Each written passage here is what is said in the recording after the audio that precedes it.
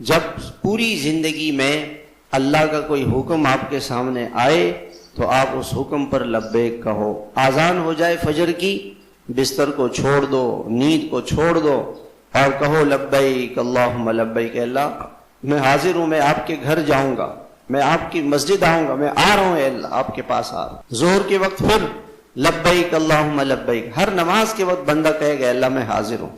سچ اور جھوٹ بولنے کا وقت آئے تو مسلمان کیا کہے؟ لبیک اے اللہ میں سچ بولوں گا، جھوٹ نہیں بولوں گا، دھوکہ نہیں دوں گا.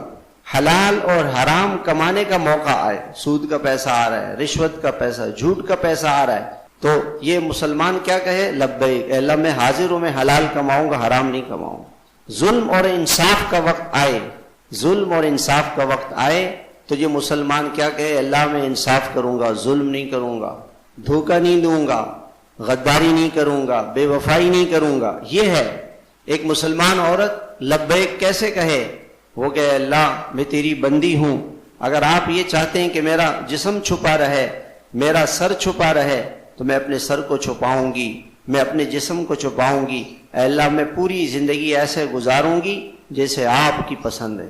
ایک جوان لبیک کیسے کہے؟ اللہ میری جوانی میں اپنی جوانی میں آپ کو ناراض نہیں کروں گا، میں اپنی جوانی میں اللہ آپ کو خوش کروں گا.